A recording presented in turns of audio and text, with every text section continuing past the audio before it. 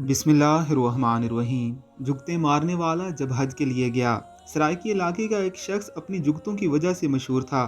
साथ के लोग अक्सर उसकी गैर संजीदगी की वजह से उससे नाला रहते थे। एक मर्तबा अपने मुर्शद के पास बैठा था कि ना जाने सोच में क्या आया। कहने लगा, मुड़ साईं, तुसां जे मैं को हज ते गल देवो ते क्या ही बात हो। मुर्शद ने जवाब दिया, वल तो उत्थे विंज के भी यही कुछ करे से, यानी वो मुकाम अदब है और तुम वहाँ भी अपनी जुगत लगाने की आदत से बाज नहीं आओगे और संजीदगी से मनासिक और इबादत वगैरह नहीं करोगे। उसने इल्तिजा की, मुर्शद में उस था ऐसा कुछ ना करे सा, मैं वादा करेंदा। मुर्शिद ने कहा कि फिर हल्फ उठाते मेरे को लिख के दे। उस वक्त उस शख्स से एक कागज पर हल्फनामे पर दस्तखत करवाए गए। वो वहां सिर्फ इबादत करेगा, संजीदा रहेगा और कोई फालतू बात नहीं करेगा, किसी पर फिक्रा नहीं कसेगा, किसी को जुगत नहीं मारेगा और हज करके वापस आ जाएगा। उसने बाकी मरीदों की मौजूदगी में हल्फनामे पर खुशी खुशी दस्तखत कर लिए। मुर्शिद ने एक मरीद से कहा कि इसे काफिले में शामिल करके अपने साथ हज पर ले जाओ और इसका ख्याल रखना। अब हज हो गया। सर मुंडवाने की बारी आई तो सर झुका के आजी से सर भी मुंडवा लिया।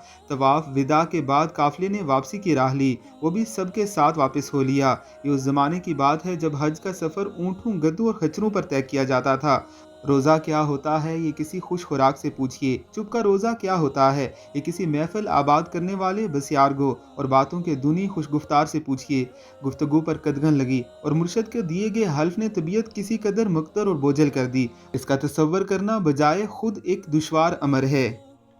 वापसी के सफर पर अब उसका सर मुंडा हुआ था। बेवकूफ़ी के अजीब से एहसास और बोझल दिल के साथ वो गधे पर बैठा अल्लाह करीम से राजो न्याज में मसरूफ हो गया। कहने लगा, अल्लाह साईं, साढ़े इलाके विच कोई चोर जे फड़िया विंजे ते उनदी टिंड करा के ते खोते ते बा के सारे इलाके विच फिरांदे ने। मौला हुन टिंड भी करा लईए ते वल खोते ते भी बैठ गया हां।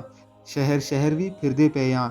जे हुन भी जान बख्शी ना होई ते फिर गल ते ना बनी ना। वो गधे पर बैठा हंस तो मौजूद से बेनियाज अपनी धुन में मस्त अल्लाह से बातें करता चला जा रहा था कि काफिला एक पड़ाव पर रुका।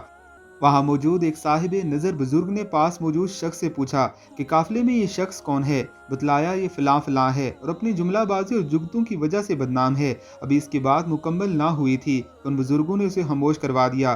कहने लगे, खामोश, इसे बुलाना मत, वो तो इस वक्त वहाँ है जहाँ हम भी नहीं हैं। मैं देख रहा हूँ वो अल्लाह से करीब है, वो मांग रहा है और अल्लाह उसे अता कर रहा है। वह ऐसे अंदाज में मांग रहा है कि उसी वक्त पा रहा है। अल्लाह को आपकी कब कौन सी अदा बहा जाए ये आप भी नहीं जानते, इसलिए उससे मांगे और अपनी ज़बान और अपने अंदाज में। वो सब ज़बानें समझता है, सब अंदाज अदाएं जानता है। एक दूसरे को मुसलमान काफिर के सर्टिफिकेट देना बंद कीजिए। वहाँ सिक्के नहीं नीयतें चलती हैं। वो बख्शने पर आए तो एक मामूली शिकवे पर भी बख्श दे।